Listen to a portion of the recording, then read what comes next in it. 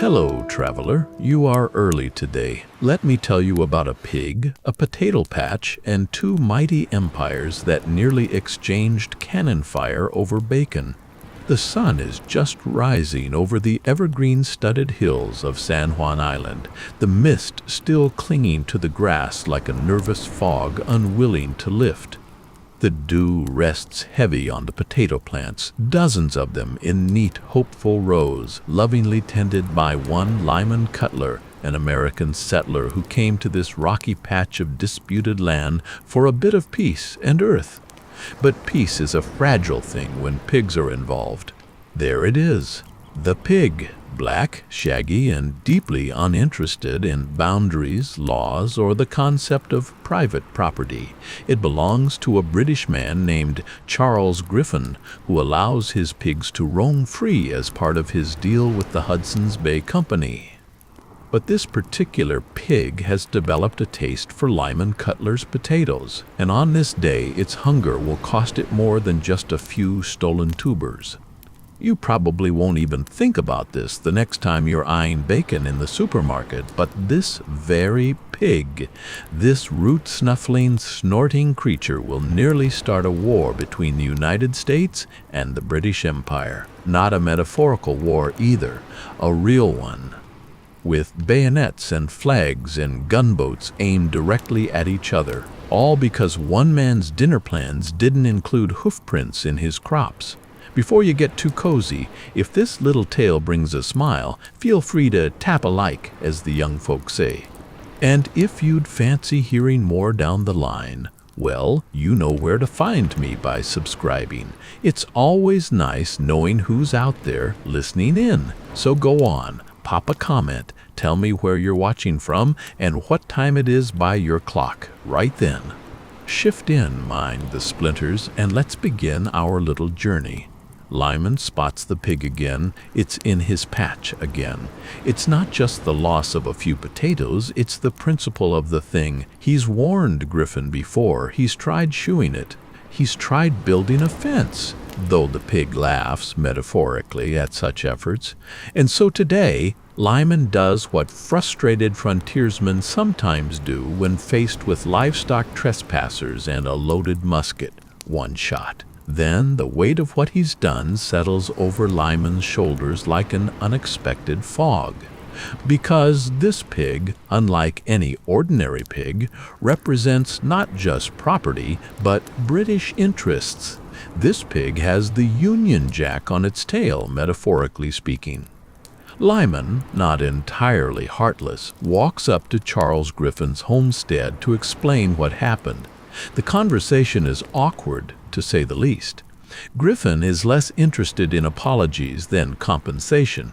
100 to be precise, which is a lot to pay for pork, even accounting for inflation and diplomatic tension. Lyman balked. $10, he says.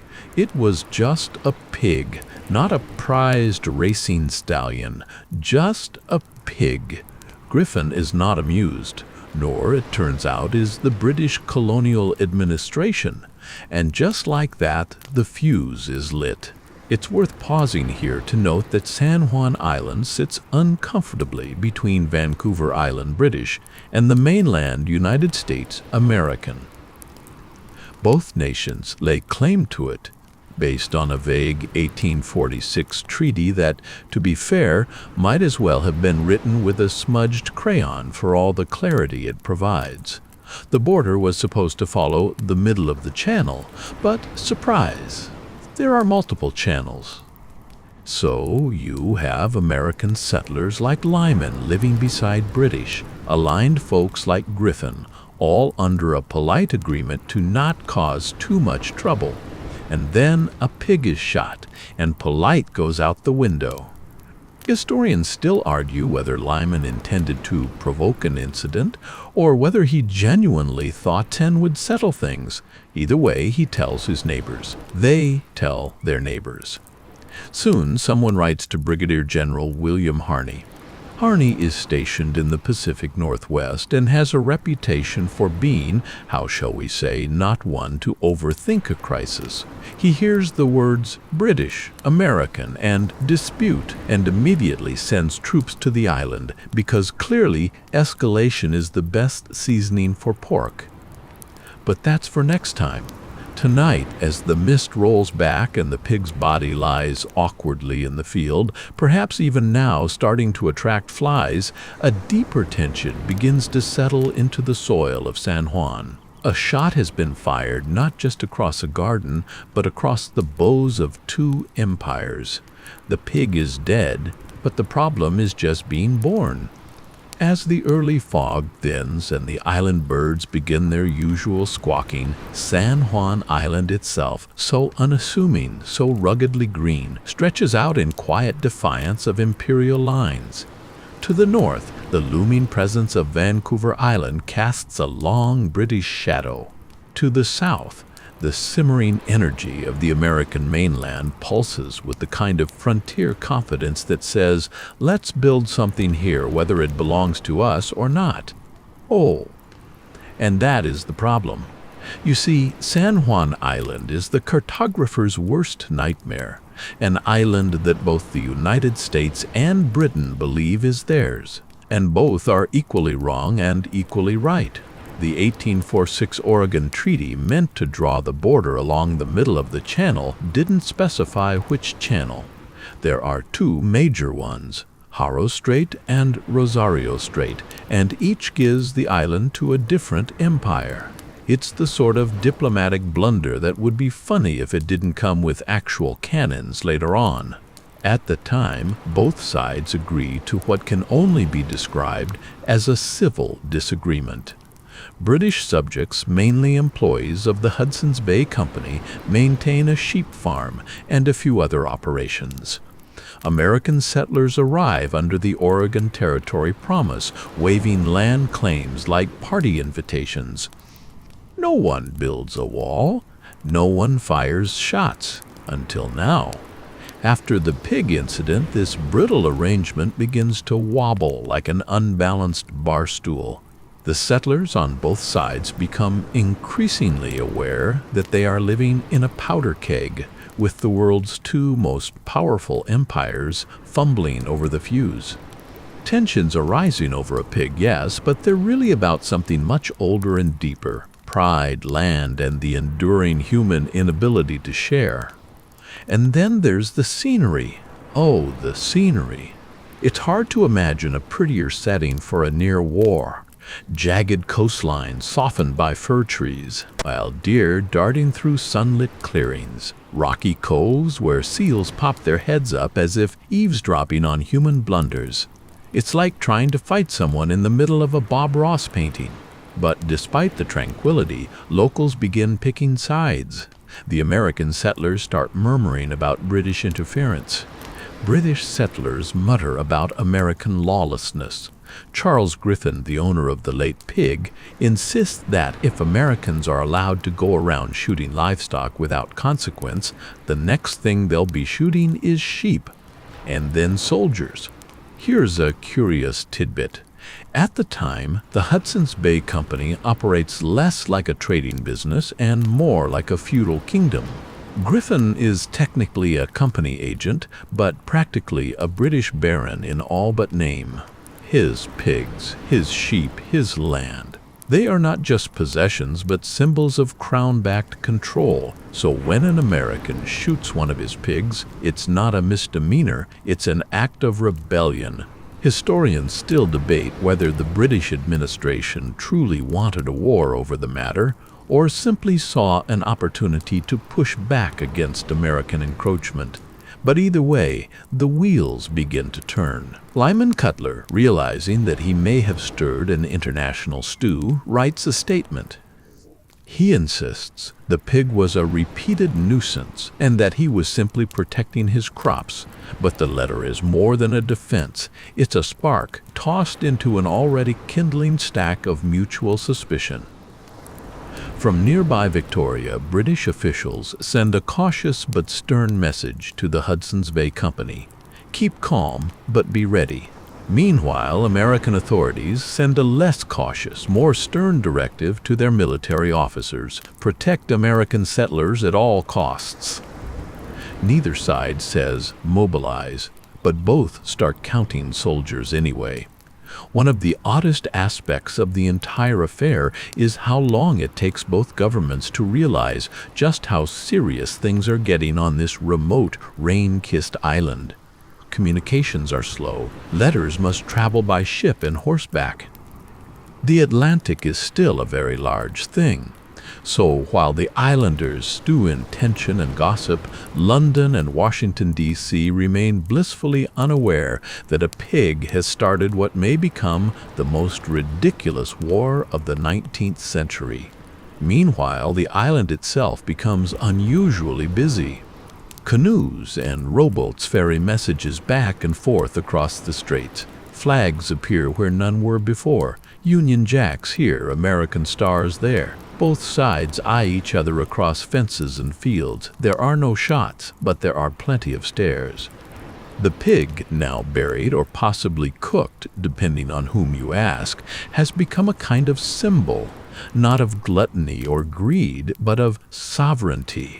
Its brief and oinking life now stands at the center of an international mess. And as you lie here, eyes growing heavy, let me whisper this: the world has nearly fallen to war for far lesser things than a pig. A misunderstood treaty, a bruised ego, a stubborn farmer with a musket. Sometimes that's all it takes. Now, let's talk about Lyman Cutler. Not exactly a man you'll find in history books, unless you're hunting pigs. He's not a general or a statesman, not even particularly charming by most accounts. But on San Juan Island, he's famous, or perhaps infamous, as the man who shot the pig that nearly triggered a war. Cutler, a farmer by trade and temperament, didn't come to the island looking for conflict. Like many Americans in the 1850s, he was part of the great westward drift, lured by land grants, open skies, and the dream of planting roots in untamed soil. What he didn't realize was that this particular patch of land came with complications. He'd built his cabin, carved out a potato patch, and hoped, like so many frontier folk, to be left alone. But pigs, as it turns out, are notoriously indifferent to fences and personal space. Charles Griffin's pigs were allowed to roam. They did so with great enthusiasm. One, in particular, seemed to have a culinary affinity for Cutler's potatoes. The pig didn't just snack, it uprooted, it wallowed, it desecrated the sacred spud beds with the careless abandon only a pig can summon. Cutler warned Griffin once, twice, 3 times if later gossip is to be trusted. But nothing changed. The pig kept coming, and eventually Cutler, tired, muddy, and possibly hungry, reached for his musket and took what he saw as reasonable action. Bang! One less pig. 100% more international incident. Now, as reports of the shooting ripple through the island's tight-knit settlements, settlers begin whispering across dinner tables. Was Cutler justified? Was it self-defense of the vegetable kind? Or had he just insulted the British Crown by putting a musket ball into one of Her Majesty's unofficial bacon suppliers? Griffin, predictably, is incensed.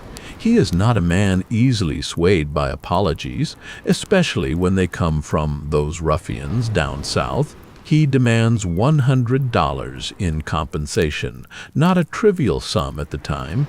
To him, it's not just about the pig, it's about setting a precedent. If American settlers think they can start shooting British property with impunity, what next? Sheep, cows, soldiers. Cutler, equally predictably, is insulted by the amount. He offers 10, muttering that the pig wasn't exactly royalty, and that's where things start to slip. Because neither man is just a man anymore. They've become avatars.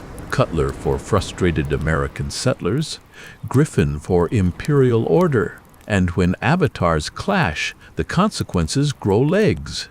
That's when Brigadier General William Harney enters the scene, though not yet in person. Let's pause on him for a moment, because Harney is one of those 19th century military men with a mustache, a temper, and a habit of making things worse in pursuit of making things clear. At this point, Harney is stationed in the Pacific Northwest, where the USS Army is keeping a wary eye on British presence. He receives word of the pig incident and, true to form, interprets it not as a petty land dispute, but as proof of British aggression. Instead of writing a letter or calling a meeting, he drafts orders for military occupation. Historians still wonder whether Harney misunderstood the situation or simply didn't care. Perhaps he saw in the pig incident a convenient excuse to push the British back a notch. Perhaps he was just bored and looking for glory, or perhaps he simply didn't like pigs. But while Harney prepares to turn this pork-based scuffle into a strategic maneuver, back on San Juan Island, the settlers are trying to keep things from boiling over. Not everyone wants to be caught in a crossfire between empires. Some suggest mediation. Others urge Griffin to take the 10 and forget the whole thing. And yet, pride is a powerful force. Griffin writes to his superiors in Victoria. Cutler writes to his neighbors. Everyone writes to someone. The island becomes a flurry of letters, accusations, and defensive rumors. Tensions simmer. If the wind blows the wrong way, someone might just mistake it for the opening shot of war. There's something darkly comic about it all. No one has fired at anyone except the pig. But suddenly, the question on everyone's lips is, will the British retaliate? And what exactly are we fighting over again? Even at this early stage, the absurdity is evident. Still, the border is unclear. The rules are muddled. And the pig is very much dead, buried, or perhaps roasted, as one cheeky American newspaper would later suggest with a headline, "A War Over Roast Pork." But this is no longer a farmyard dispute. This is empire talk now. And when empires get involved, the outcome is rarely neat. The scene now shifts to the other half of the problem. Charles Griffin and the curious entity that is the Hudson's Bay Company. If you're picturing a cheerful trading post and fur-clad explorers shaking hands in the snow, you're not wrong, but also not quite right. By the mid-1800s, the Hudson's Bay Company, HBC, is less a business and more a semi-sovereign arm of the British Empire. It controls land, runs courts, levies taxes in places, and, crucially, considers itself the rightful authority over much of the Pacific Northwest, including San Juan Island. Charles Griffin, the pig's owner, isn't just a cranky farmer with too many animals. He's the British representative of the HBC on San Juan, a gentleman of respectable standing, educated and proper, and therefore deeply allergic to having his pigs shot by American homesteaders. He runs Bellevue Farm at the southern tip of the island. It's a tidy little establishment, rolling pastures, imported sheep, pigs with attitudes, and a tidy house with Union Jacks and British manners. From Griffin's perspective, his pigs have every right to roam. The Americans? They're the squatters. So when one of his pigs ends up on the wrong side of a musket, it isn't just the death of an animal, it's an insult, a challenge, a slap in the imperial face with a muddy hoof. He demands 100 in compensation. Not because the pig was worth that much, though he does insist the animal was particularly fine, but because anything less would look like weakness. You don't build an empire on half-hearted haggling. Cutler, as we know, disagrees. He offers 10, mutters something farmerly, and turns on his heel. The local British magistrate gets involved.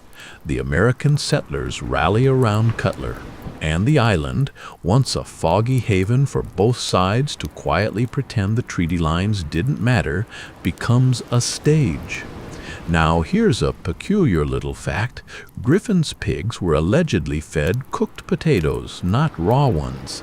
He boiled them for the animals, believing this helped their digestion and gave the pork a cleaner flavor. Historians still argue whether that actually works. So, the pig that wandered into Cutler's potato patch may have simply thought it was being served lunch. Let that sink in.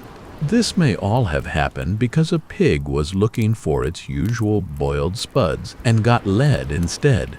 Still, Charles Griffin does not call for war, not directly. But he does pen a furious report, send it to Victoria, and imply that the Americans are becoming unmanageable. He uses words like lawless, aggressors, and uncivilized, which in 1859 are diplomatic codes for someone in a uniform should probably go have a look. Naval officers aboard Royal Navy vessels like HMS Satellite and HMS Tribune begin appearing in the waters off San Juan. They don't land, they don't shout, they just anchor and wait. Their presence speaks volumes. To American settlers, it looks like a threat. To British settlers, it looks like a warning. To the pigs, well, they likely don't notice, but to everyone else, the island suddenly feels much smaller. Let's remember, this is the British Empire at its peak. Queen Victoria's realm stretches across the globe, and the sun rarely sets on her dominions. The Pacific Northwest is a far-flung frontier, yes, but it is their frontier too. And if a few American potato growers think they can redraw the border with a trigger-happy attitude, they are sorely mistaken. But there's also an ironic twist. The British Navy, for all its global might, doesn't actually want a war, at least not here, not now. They're already keeping tabs on India, the Crimea, Africa. A pig war? It would be embarrassing. So the warships wait offshore, not with the intention to invade, but to make a point, a very polite, very armed point. Meanwhile, Griffin refuses to bury the incident. He tells anyone who will listen about Cutler's savagery, his pig's innocence. And while everyone is arguing about the pig, no one is fixing the border. The absurdity is starting to settle in like island fog. You can almost hear the trees whispering, "This could get silly." By now, the potatoes have long since been trampled. The pig lies in its afterlife of infamy and San Juan Island. Once a shared oversight is drawing the gaze of men who carry authority, swords, and the fondness for declarations beginning with "by order of." The British have their ships quietly looming off the coast. And on the American side, the mood has turned martial.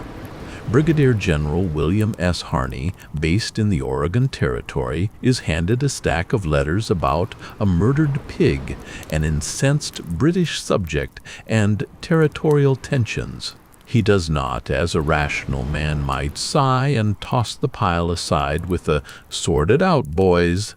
No, Harney, in a move that is both bold and borderline lunatic, decides to escalate greatly. Harney isn't famous for subtlety. His military career reads like an action novel, ghost-written by someone who never edited. He has seen conflict from Mexico to Florida, and his reputation includes bravery, recklessness, and a certain allergic reaction to diplomacy. When he hears of the pig incident, he does not see a minor land dispute. He sees a British encroachment. And to Harney, British encroachments are not to be discussed, they are to be confronted. So what does he do? He sends U.S. troops. More precisely, he dispatches Captain George E. Pickett of the 9th Infantry. Yes, that George Pickett, who will later charge uphill into infamy during the Civil War to occupy San Juan Island. Pickett arrives with 66 men and a boatload of self-importance, armed with rifles, tents, and orders to protect American citizens. When Pickett sets foot on the island, he doesn't just pitch a tent and call it a day. He declares, with that old American flourish, that the U.S. has come to protect its citizens against aggression. Never mind that the only gunfire so far has been against a pig. Pickett plants his boots in the soil, metaphorically sticks a flag in the dirt, and dares anyone in a red coat to blink first. This is where things truly start to wobble. Because from the British perspective, the sudden arrival of armed American troops is provocative, especially considering that Pickett seems rather pleased with himself. British commander Captain Geoffrey Hornby aboard HMS Tribune receives word of the Americans on shore and sends a cautious dispatch to Rear Admiral Robert L. Baines, the British Pacific Station's top naval officer. Baines, unlike Harney, is not itching for a headline. He's a career naval man, seasoned, thoughtful, and, most importantly, deeply aware of how ridiculous a war over a pig would look in the House of Commons. Still, he cannot ignore the red flags, or rather, the stars and stripes now fluttering across San Juan's hills. Here's where it gets even stranger. While military presence builds on both sides, there's still no fighting, not a single musket fired. Not even an aggressive glare sharp enough to count as assault. Instead, soldiers dig in, eye each other across the fields, and begin what might be history's most polite confrontation. Still, back in the United States, Harney continues to push. He believes the British are preparing to seize the island. He tells Washington that American sovereignty is at risk. Washington, already juggling sectional crises and on the brink of a civil war, gives a nervous nod and tells Harney to keep it contained. Containment is not exactly Harney's specialty. Now, here's a quirky bit. While all this military buildup is happening, the settlers themselves, those not busy writing furious letters, begin picnicking near the camps. That's right.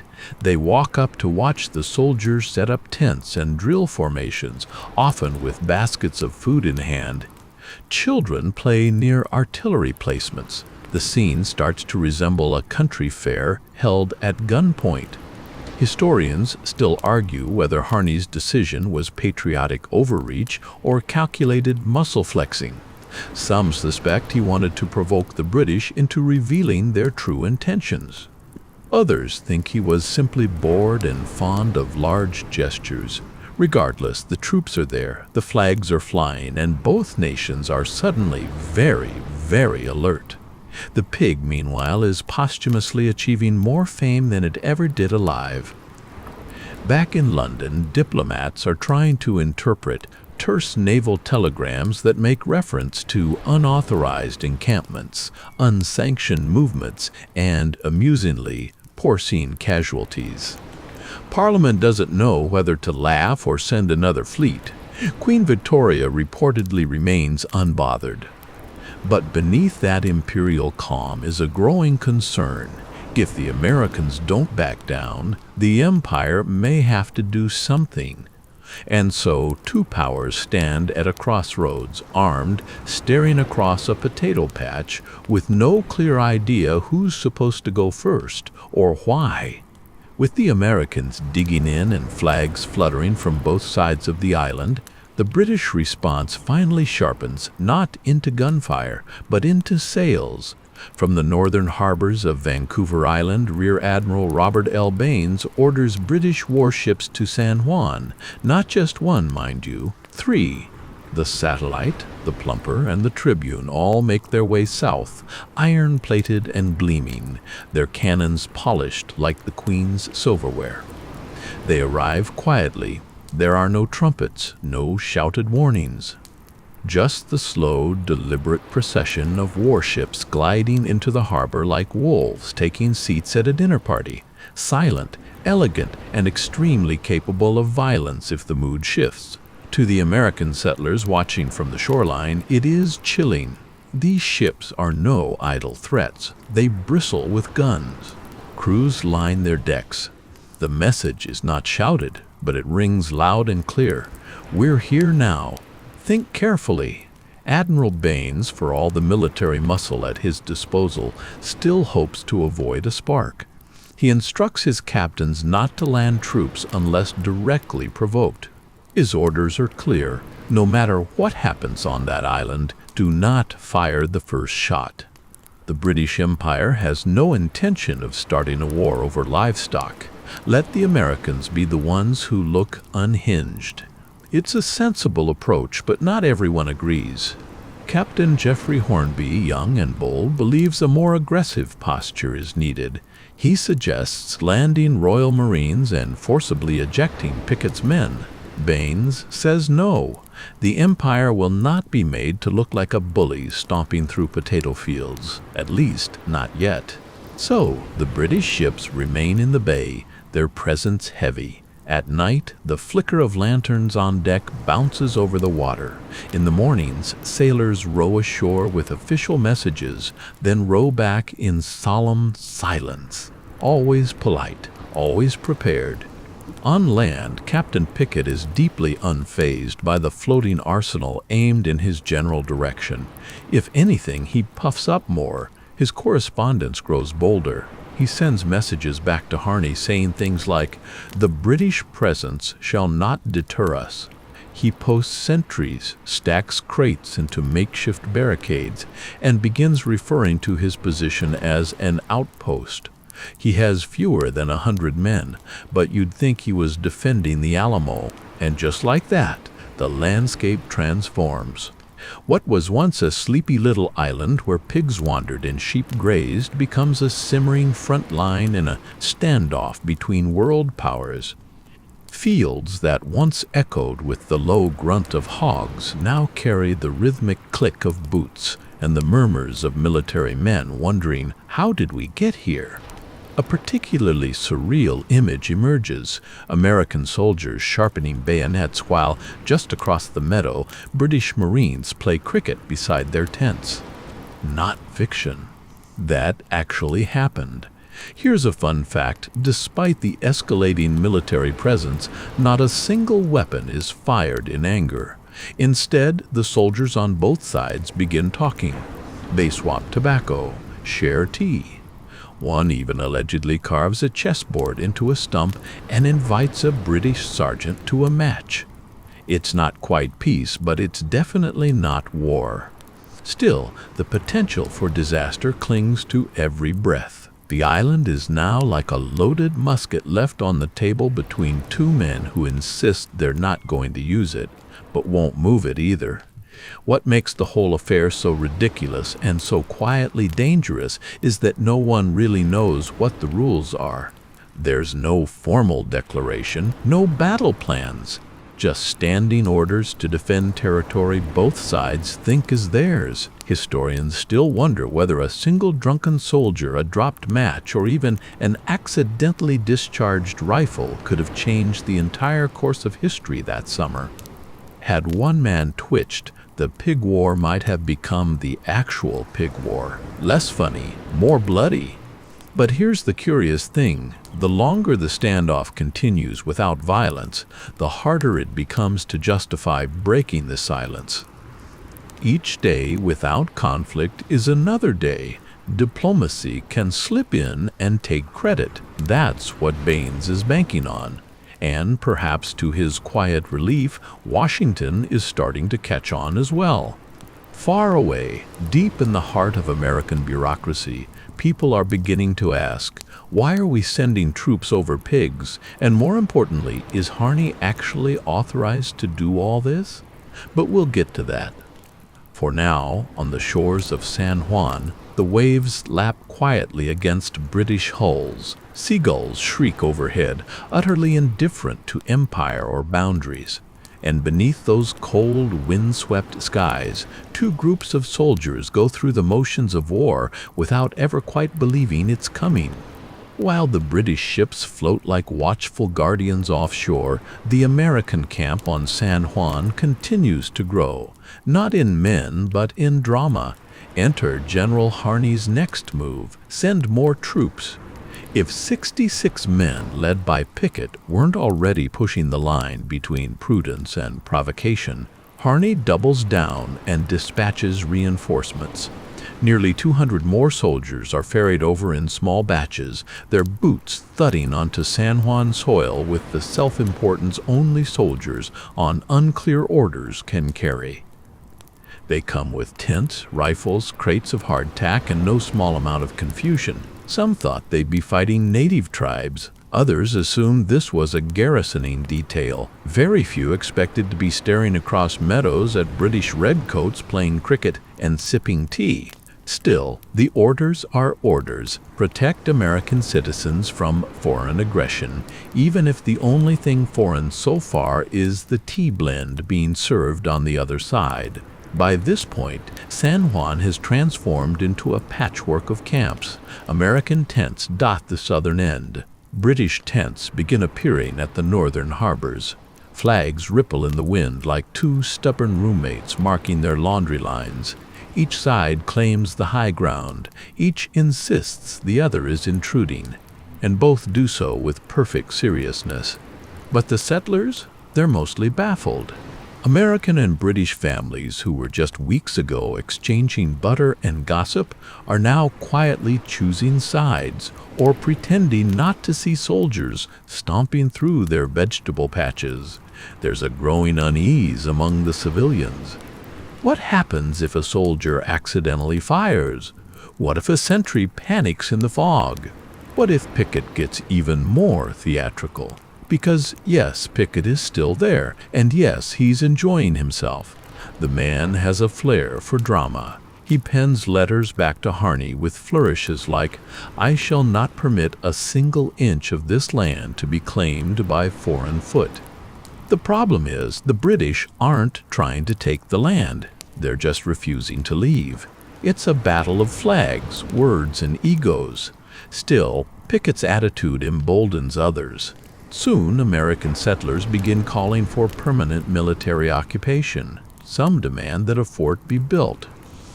One even offers his land for artillery placement. "In the name of liberty," he says, while clearly thinking of the tourism money he might someday collect. And yet, a funny thing happens as more troops arrive. The tension doesn't explode.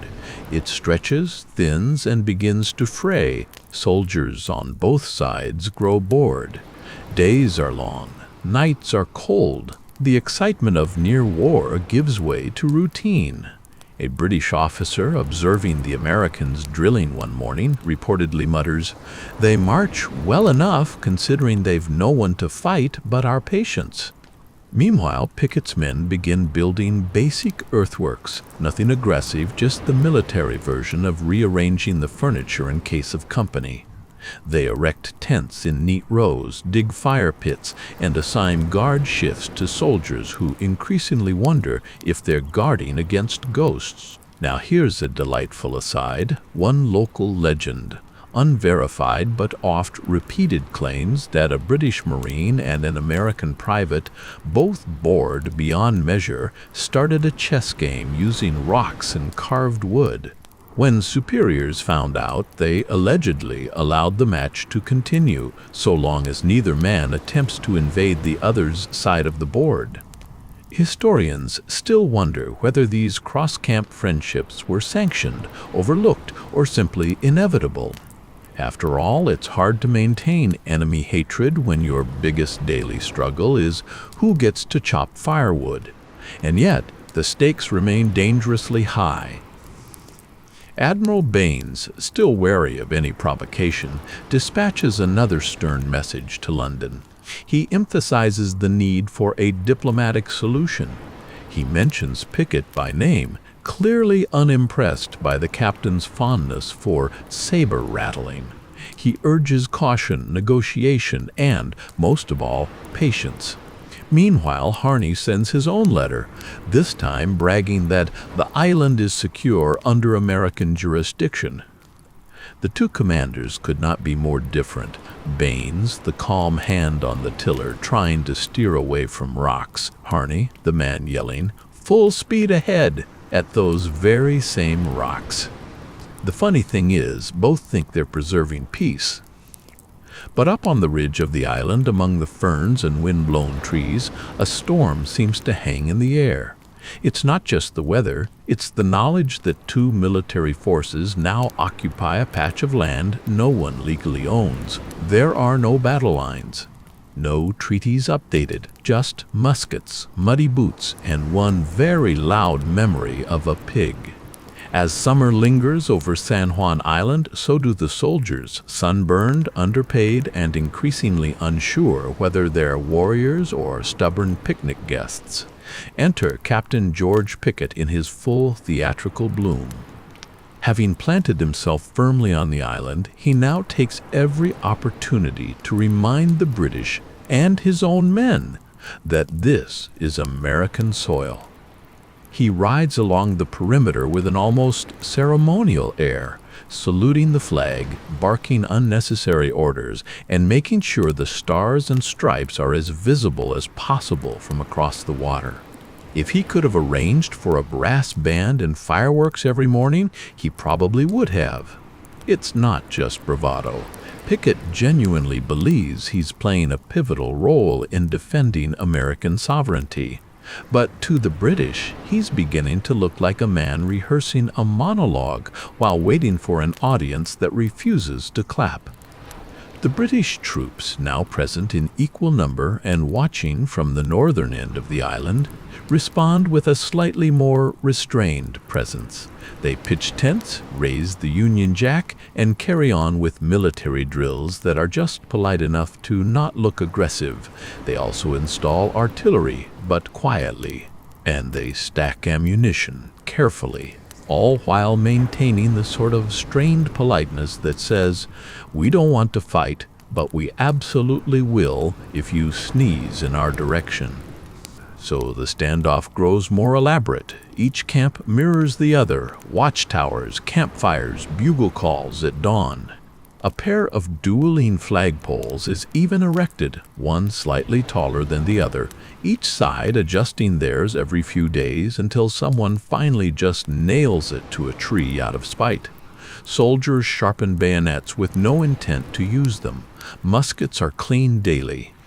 Everything gleams, unused and waiting, and yet not a single shot is fired. Here's the oddest part. Despite their national affiliations, despite their orders, the men on both sides begin chatting. They meet along creeks. They exchange tobacco, trade buttons, and even swap jokes about their commanding officers. One American offers to teach a British private how to play poker. A British lieutenant gifts a bottle of rum to an American sergeant on a foggy evening, declaring, "Well, if we're to fight, we may as well be well lubricated." A local settler records in her diary that the soldiers stand about all day, pointing guns at one another by rule, then gather by the river at night to laugh at sheep. It's a surreal coexistence, like a war choreographed by a theater troupe with a firm no-bloodshed policy. Still, this absurd calm belies the tension rippling beneath, because while the soldiers pass the time, Washington and London have finally noticed. Back in the U.S. Capitol, officials receive Harney's bold reports with a mix of alarm and embarrassment. They didn't authorize any permanent occupation of San Juan Island. They certainly didn't approve risking war with Britain over a livestock incident. With the Civil War approaching on the horizon, the idea of sparking an international conflict in the Pacific Northwest is about as appealing as juggling dynamite. President James Buchanan himself is reportedly appalled when he realizes Harney essentially acted on his own. Cooler heads in Washington dispatch a new negotiator, General Winfield Scott. A seasoned diplomat soldier, Scott is known as the Old Fuss and Feathers, a man who enjoys his protocol, his polish, and his peace. Historians still debate how close the U.S. actually came to engaging the British militarily. Some suggest Harney came within days of ordering an advance. Others believe Baines's firm stance on non-aggression effectively neutered any real threat. What is agreed upon is this: one false move, one burst of ego, one backfired musket, and San Juan might have gone down in history very differently. Even now, Pickett remains. Well, Pickett. He sends another letter to Harney filled with chest-thumping phrases like, "I shall not retreat unless compelled by superior force," despite standing within biscuit-tossing distance of that superior force. But the presence of General Scott on the horizon is changing the wind. Meanwhile, on the island itself, the strangest things continue to happen. A game of horseshoes is played between opposing soldiers. A British cook shares a stew recipe with an American corporal. And one cheeky account tells of both sides forming a temporary band, fiddles, flutes, and a single harmonica playing folk tunes from both countries while officers pretended not to notice. The war that isn't continues. No blood is spilled, no lines are crossed. But every man knows they are dancing on a knife's edge, holding onto their bayonets, not for battle, but for balance. And so the standoff evolves, not into combat, but into what might be history's most courteous military deadlock.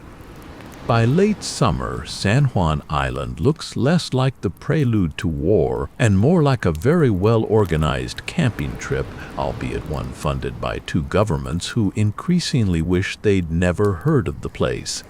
British and American troops now inhabit opposite sides of the island, their camps growing in quiet competition. New rows of tents go up, small gardens are planted, there's even talk of building proper roads. After all, if you're going to not fight for months, you might as well get comfortable. The air between the two camps is strange, tense, and domestic at once. Soldiers nod as they pass each other on patrol. A British officer tips his hat to an American lieutenant across a clearing. Nobody lowers their weapon, but nobody raises it either. Meanwhile, the actual business of war planning, posturing, logistics is carried out with an air of increasingly tired obligation. The commanding officers on both sides continue issuing stern communiques to their capitals, filled with phrases like firm defensive posture, ready to respond, and unshaken commitment to national interest. But beneath the bravado lies something else: impatience. Because frankly, the longer this goes on, the sillier it gets. Take, for example, the gunboats and tents. The British warships remain anchored just off the coast, their cannons pointed inland, ostensibly ready to support ground troops. But instead of action, they host dignified dinners. There are stories of midshipmen staging little plays for the officers, while below deck, sailors gripe about being stuck in the world's least explosive war. One fringe account even claims a pig roast was held aboard the Satellite, complete with jokes at the expense of their four-legged catalyst.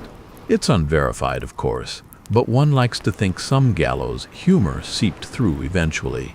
On the American side, the military presence has grown unwieldy. More troops, more wagons, more supply lines, and far more latrines than anyone ever hoped to need. Pickett, still in command on the ground, continues to parade about the camp like Julius Caesar at a small-town rodeo. He sharpens speeches more often than swords. Still, it isn't all bluster. Fortifications go up. Shallow trenches are dug. Scouts are posted along the ridge lines. The Americans are not joking around, even if the situation increasingly is. The British, not to be outdone, establish their own perimeter. But instead of matching Pickett's theatrics, they opt for discipline and subtlety. Tents are arranged in perfect rows. Supplies are unloaded with silent precision. The Union Jack flutters, but it doesn't flap flamboyantly. In the mornings, soldiers from both sides march drills within sight of each other, like synchronized swimmers trained by opposing nations. They don't wave, they don't smile. But if a soldier happens to trip during formation, it's possible, just barely, that the laughter carries across the field. Now here's a wonderful detail. One day, a British bugler plays Yankee Doodle Dandy just to see what happens. The Americans respond with "God, save the Queen." The next day, both camps go oddly quiet, each unsure whether musical escalation might somehow trigger a treaty clause nobody remembered. Historians still argue whether this musical exchange was sanctioned or spontaneous. Some say it was a morale exercise, others insist it was just boredom weaponized. Meanwhile, the civilian population has grown weary. San Juan's settlers, who once hoped for peace and prosperity, now live in the shadow of a potential war that smells mostly of coffee, gun oil, and damp socks. Many have stopped taking sides entirely. They just want the soldiers to go home. And yet, the absurd logic of the standoff holds. As long as both sides are present, neither can afford to blink. It's worth noting that this entire operation, every musket, every biscuit, every British warship, has been carried out without a single shot fired. It is a perfect, pristine standstill. No blood, no bodies, just a pig, some potatoes, and an astonishing ability to not escalate. And now, halfway across the continent, General Winfield Scott is finally en route. Scott, the towering diplomat general dispatched by the White House, is bringing with him not troops but paperwork. The hope is that his presence will deflate the swelling absurdity of the whole affair. But for now, he remains a ship's journey away, and the island holds its breath. Each day that passes without a gunshot is another line of history written in irony. 2 empires, 2 camps, countless bayonets, and all of it balanced atop the memory of one tragically snack-happy pig. Far from the fog-choked ridges of San Juan Island, in the polished corridors of Washington, D.C., and the musty offices of London, officials are finally rubbing their temples in unison. The correspondence flooding in from the Pacific is a mix of patriotic chest-thumping and faint diplomatic panic. American generals are writing of territorial violations. British admirals are warning about firm defensive postures. And somewhere, inevitably, someone has included the phrase "grave insult to Her Majesty's authority." Always a favorite. But here's the snag: nobody knows what this actually is. Is it a war? A misunderstanding? A prank gone too far? Or, as one irritated British clerk apparently scrawled in a margin, a rather expensive pig funeral with bayonets? In Washington, the mood is delicate. President James Buchanan is dealing with the growing schism between North and South, soon to explode into the American Civil War. The idea of opening a second front, especially one involving the British Empire and a potato field, is horrifying.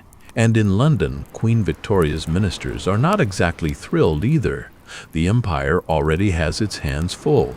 India, Africa, various diplomatic misadventures in Europe. The last thing they want is to be drawn into war with the United States because of livestock. So the question echoes across both capitals: what even is this war? The treaty from 1846, the Oregon Treaty, is hauled out again, squinted at, and criticized for being painfully vague. It clearly states the boundary should follow the middle of the channel, between the continent and Vancouver Island. Unfortunately, there are 2 channels: the Haro Strait, which favors the USA, and the Rosario Strait, which favors Britain. And, wouldn't you know it, San Juan Island lies right between them. That ambiguity, once overlooked as a minor cartographic quirk, has now turned into a geopolitical banana peel. Historians still wonder whether the vague treaty language was simply lazy diplomacy or a quiet agreement to let future gentlemen sort it out over tea. If it was the latter, then the tea has clearly gone cold. So while the generals dig trenches and picket poses and soldiers make stew from borrowed onions, the diplomats finally get to work. The Americans send General Winfield Scott, a towering silver-haired figure known as Old Fuss and Feathers. He's a curious hybrid, both a decorated war hero and a stickler for protocol who would sooner draft a treaty than fire a cannon. He arrives in the Pacific Northwest with one goal: make this go away. Scott's presence on the West Coast is like a parental chaperone showing up at a backyard fistfight. The kids may keep circling each other, fists clenched, but they start looking at their shoes a lot more. Upon arriving, Scott meets with General Harney and immediately realizes he's inherited a mess. Harney insists he was merely protecting American interests. Scott, who can smell ego like a bloodhound, gently informs him that the next time he feels like protecting something, maybe run it past the president first. Over on the British side, Rear Admiral Baines greets Scott with guarded optimism. The two men, veterans of many campaigns, recognize in each other that rare and valuable military instinct, the ability to avoid unnecessary paperwork by avoiding unnecessary bloodshed.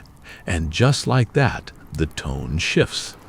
Negotiations begin, not with ultimatums, but with calm voices and a shared understanding that neither nation truly wants this to escalate. Over a series of civil meetings held in nearby Victoria, British and American officials agree to something remarkable: joint occupation. That's right, they decide to share the island. 2 camps, 2 flags, side by side. No gunfire, no new claims, no chest pounding.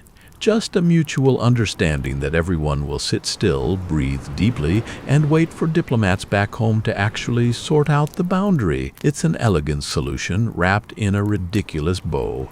Still, there are murmurs. Some British officers feel Baines was too soft. Some American officers feel Harney should have gotten a medal. But Scott? Scott departs satisfied, having diffused what may have been the world's first near war caused by agricultural trespass. In the months following, the island settles into an uneasy rhythm. The joint occupation begins in earnest. British and American troops remain stationed, but in vastly reduced numbers. Forts are maintained, sentries are posted, but nobody drills with much enthusiasm anymore. Soldiers begin exchanging recipes instead of battle plans. It's not peace exactly. It's more like 2 neighbors who once argued over a fence and now nod politely over the hedge. And above them all, the forests sway. The ocean murmurs, and the fields, once trampled by muskets and boots, return to growing potatoes. Now comes one of the strangest turns in this already odd little episode, to solve a problem sparked by a pig and prolonged by 2 continents of paperwork. The final ruling will be left not to the British, not to the Americans, but to the Germans. Well, specifically to Kaiser Wilhelm I, King of Prussia at the time. Yes, really. Years after the joint occupation agreement cools the tension on San Juan Island, both nations realize they can't leave it unresolved forever. Flags may fly side by side, but sooner or later someone will want to build a fence or, worse, charge rent. So they agree to submit the dispute to international arbitration. It's an unusual move in the 19th century. Arbitration as a concept is still relatively new. Most territorial disagreements are solved the old-fashioned way, poorly worded treaties or expensive cannon fire.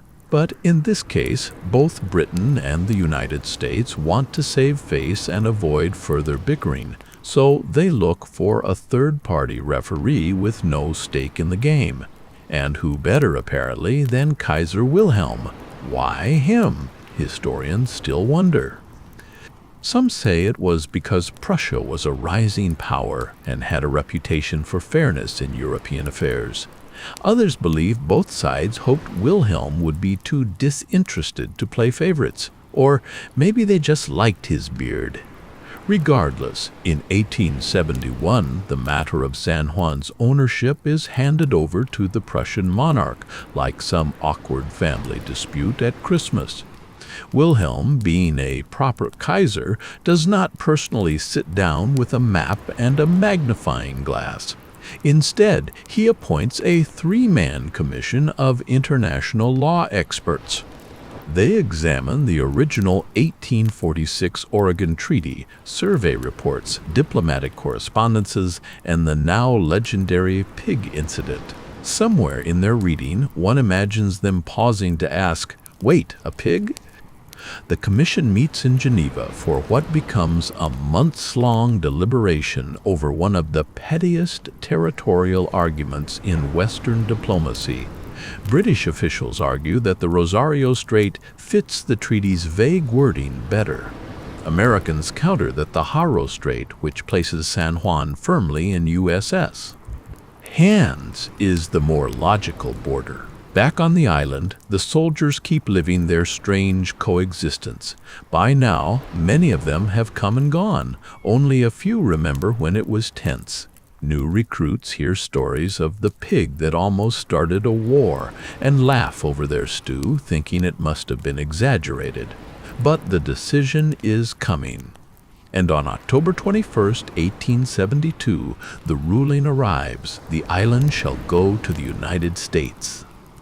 The commission favors the Haro Strait as the official boundary line, just as the Americans had argued. The British accept the decision with a stiff upper lip and a well-brewed pot of resignation. No tantrums, no retaliation, just polite withdrawal. Within weeks, the Union Jack comes down. The Royal Marines pack up, shake a few American hands, and quietly board their ships back to Vancouver Island.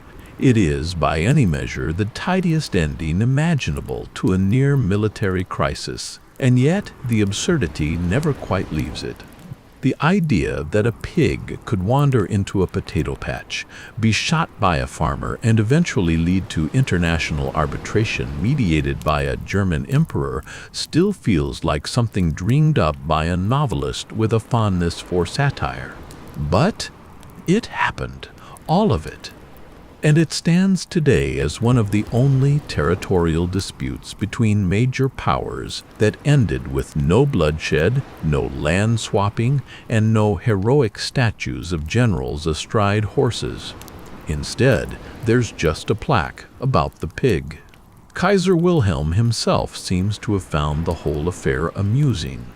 He later refers to it in conversation as an example of how the world ought to solve its problems, through discussion, not duels. Which is ironic, of course, because decades later his grandson will start a world war that throws all that out the window. But that's a tale for another night. For now, on San Juan Island, the flags settle, the guns are holstered, and two nations once poised to draw blood over bacon instead shake hands across a sea that remains, as ever, just ambiguous enough to keep things interesting. And so, as the last Royal Marines set sail from San Juan Island in late 1872, they leave behind not a battlefield, but a peculiar legacy, one of mutual restraint, muddled treaties, and a pig whose fame would outlast everyone involved. But here's what's even more curious. Despite the tension, the soldiers stationed on San Juan during the joint occupation years often remember their time there with surprising fondness. With war never arriving, daily life became a slow rhythm of drills, cooking fires, card games, and long strolls through the misty forests.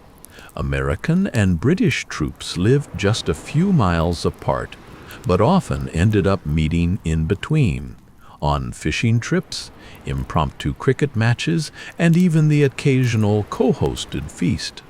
In fact, some of the most vivid settler recollections from the time read more like a frontier sitcom than a military log. One woman whose family lived near both camps wrote in her journal about borrowing sugar from the British one day and lending soap to the Yankees the next. The soldiers, she said, acted more like rival uncles than mortal enemies. British and American soldiers would trade stories, recipes, and even knitting patterns. Boredom, after all, is a powerful unifier. One particularly popular yarn was that of the pig, that nearly died twice, a tongue-in-cheek retelling of the incident in which the pig supposedly dodged 2 musket balls before succumbing to the third. Not true, of course, but it made for good campfire material. The camps also exchanged performances. British officers put on Shakespeare one foggy October evening. The Americans countered with a raucous rendition of Yankee Doodle, staged as a comedic opera. The laughter echoed through the trees, probably disturbing exactly 0 wild animals, but greatly entertaining the few human inhabitants nearby. It's worth noting, just because it feels almost too symbolic, that during the entire joint occupation, which lasted from 1859 to 1872, not a single military casualty occurred on San Juan Island. No duels, no crossfire, no fistfights that required stitches, not even a paper cut made it into the record books. Historians still scratch their heads at how this tension-filled standoff maintained its polite equilibrium for so long. Some credit the professionalism of the officers. Others cite the sheer ridiculousness of the premise, which made everyone too self-aware to escalate it seriously. But perhaps it was something simpler. 2 groups of young men who really didn't want to kill each other over someone else's paperwork. There were challenges, of course. Supplies often ran low. Rain ruined more than one parade.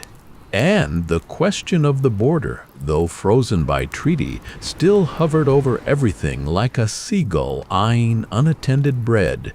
But the soldiers learned to live with it. They joked that the only lines that mattered were the ones drawn on the cricket pitch.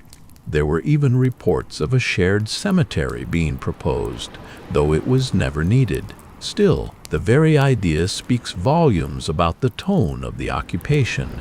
This was not a war. It was the long, foggy negotiation that forgot to stop being a campout. And through it all, the pig remained present, at least in spirit. Some soldiers sketched it into their journals. Others carved tiny wooden pigs from driftwood.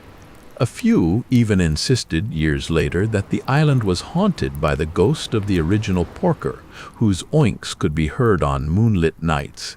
More likely, those were just the wild boars that had moved in after the humans stopped shooting at them. When the final ruling came down in favor of the United States, British troops took the news with a shrug and a few sardonic toasts.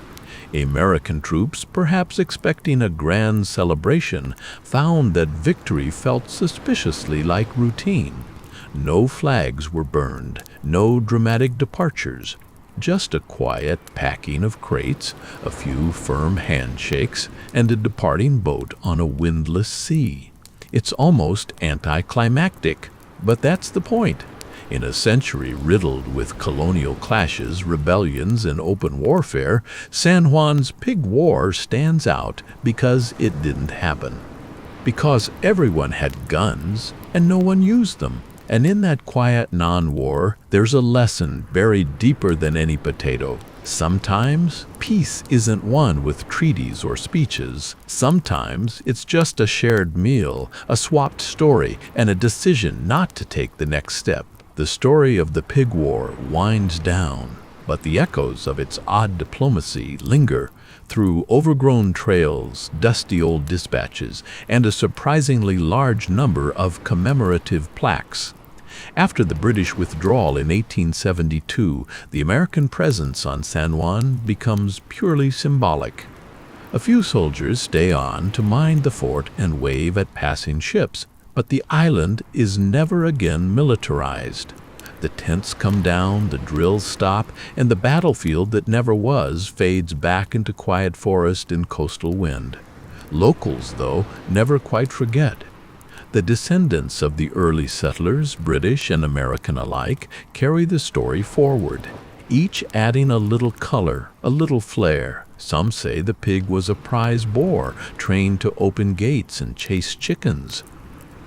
Others insist it was blind in one eye and mostly deaf, which somehow makes its death even more tragic or more ridiculous, depending on who's telling the tale.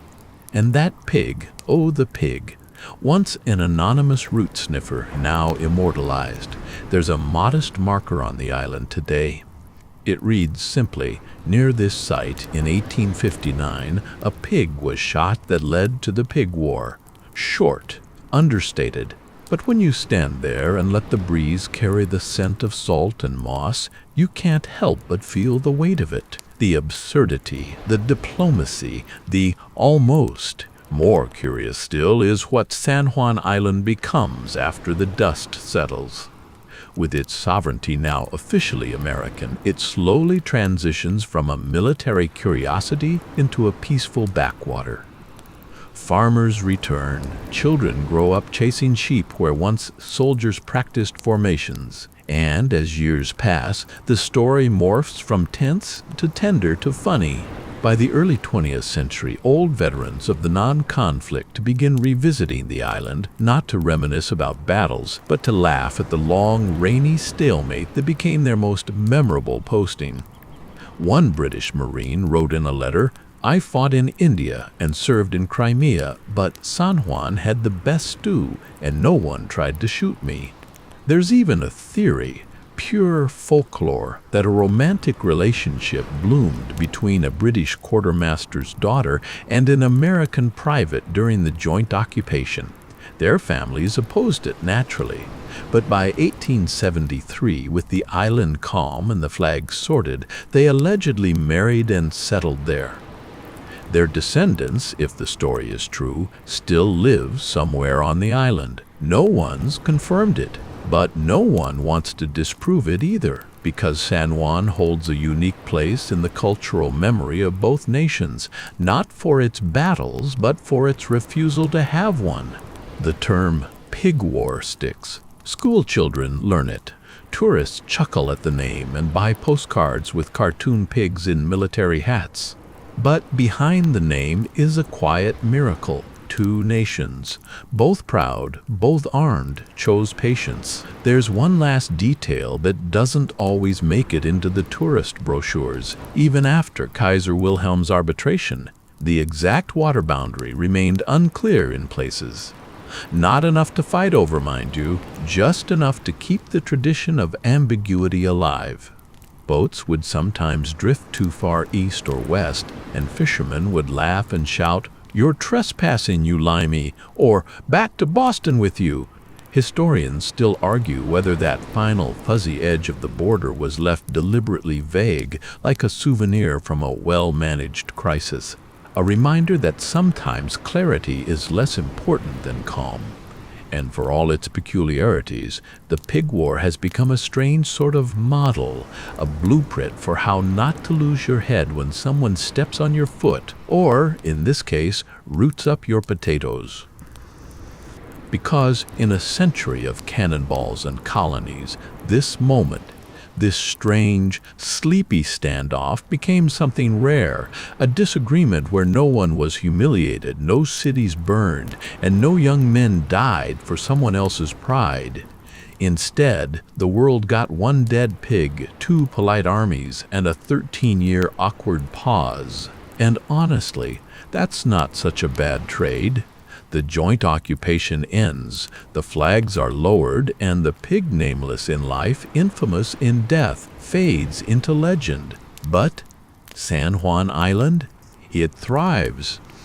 In the years that follow, the once disputed patch of earth becomes something far more peaceful, a quiet agricultural hub, a waypoint for passing ships, and eventually a beloved national park. The forts built in anticipation of war become picnic spots, the barracks transform into visitor centers, and the trails where boots once marched are now roamed by families in sun hats and sneakers. But something strange happens with time. The story grows bigger than the event itself. Tourists come from around the world to see where the pig war happened. They expect grand battlefields, perhaps a trench or two, maybe even a statue of the infamous pig. Instead, they find rolling green fields, quiet woods, and helpful park rangers who chuckle every time someone asks, "Where exactly did the war take place?" Because the truth is, it didn't. And yet, that absence becomes the centerpiece.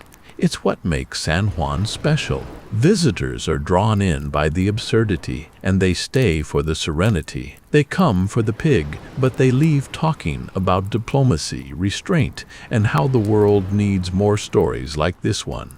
In fact, both the United States and Canada, which inherited the British side of things, now celebrate the event as a triumph of peaceful resolution. Every year, reenactors gather not to fake a battle, but to wear period uniforms, share historical anecdotes, and maybe, if you're lucky, sneak a wink at the pig joke nobody quite gets tired of. There's a ceremonial raising of both flags. Kids eat cupcakes shaped like pigs. Someone inevitably retells the story with slightly more dramatic flair than last year. And somewhere in the background, an old fiddler might strike up a tune that once echoed between the camps, when soldiers on both sides played music instead of marching. But what about the broader lesson? That's where the Pig War's legacy really shines. Over time, it has found its way into textbooks, diplomatic studies, and even military ethics courses. Not because it was a brilliant campaign, but because it was a deliberate non-campaign. A case study in what happens when cooler heads prevail. When officers defy the momentum of war. When laughter, boredom, and shared stew win out over flags and fire. The phrase "pig war" has even become shorthand in some circles for ridiculous brinkmanship. Let's not start a pig war over it, someone might say during a tense meeting. It's a joke, sure, but a pointed one. And there's something poetic in the fact that it was a pig, of all creatures, that became the unlikely symbol for that idea. Pigs, after all, are messy, stubborn, endearingly ridiculous, much like people, really. So perhaps it's fitting that this creature, driven by nothing more than the scent of potatoes, unintentionally challenged two empires to rethink how they settled disputes. Historians still wonder whether, had the pig lived another day, the entire affair might have been avoided. Or whether, had Griffin asked for $9 instead of $100, the whole episode would have been a footnote. But that's the thing about history, it often turns on the smallest hinges. One pig, one patch of potatoes, two very proud flags, and instead of death, there was delay. Instead of escalation, negotiation. Instead of a war, a memory, a memory. So now, when the wind blows gently across the island, through the trees and past the old fort walls, you might still hear the echoes, not of gunfire, but of the laughter, the footsteps, the soft hum of soldiers playing cards beneath the pine boughs, wondering when the war might start. And slowly realizing, with a bit of relief and maybe a touch of boredom, it never would. By the time the Pig War fades fully into the rear view of history, the world has already started burning in far less amusing ways. Across the ocean, the British Empire stumbles into real wars, bloody ones with names like Crimea, Zulu, and Boer. Meanwhile, the United States tears itself apart in the Civil War, a conflict that will claim hundreds of thousands of lives and leave scars deeper than any musket trench on San Juan Island. And so the Pig War begins to look even more remarkable, not just for what it was, but for what it wasn't. It wasn't a battlefield, it wasn't a national trauma, it wasn't a tragedy turned lesson. It was, somehow, a successful pause button, an entire conflict skipped like a skipped stone over an angry sea. When you walk San Juan Island today, you'll see more lavender farms than fortifications. Children fly kites where pickets once stood. Deer wander through the old British campgrounds with a kind of lazy ownership that says, "This was always ours anyway." But look closer, and the signs remain, a cannon now silent beside a walking path, a low stone marker where the American fort once stood.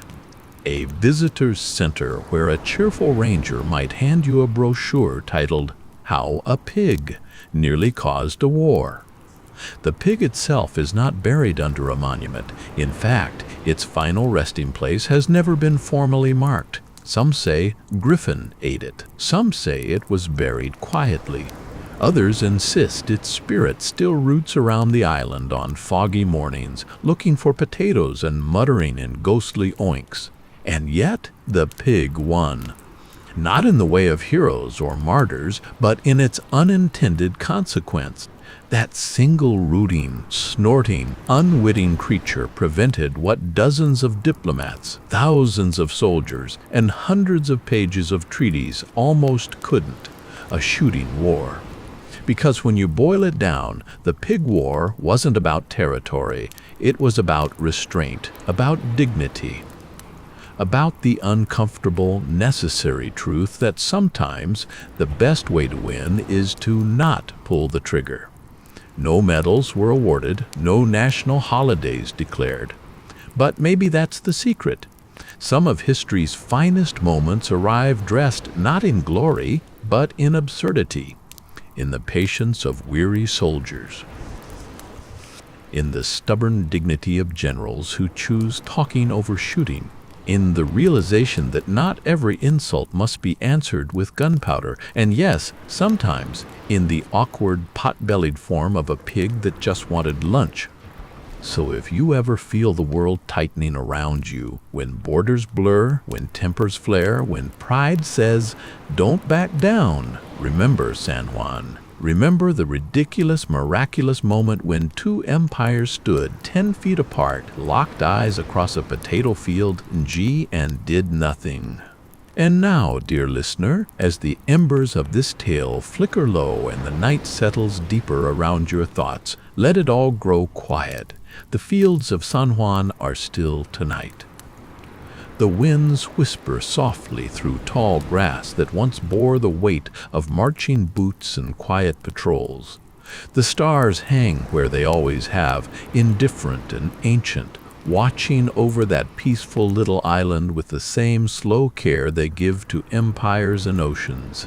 There's a lesson in this quiet, a softness in knowing that even among flags and uniforms and shouted orders, peace can tiptoe in. That sometimes the greatest strength lies not in striking, but in choosing not to. So let your thoughts drift now, like the tide that laps gently against the island's shores. Let your breath ease into that rhythm, slow, steady, calm. There is no war here, no thunder of cannons, just memory, just laughter, just the ghost of a pig snuffling through history with accidental grace. Rest in that strange, sweet silence, the kind carved not by victory, but by mercy. Good night.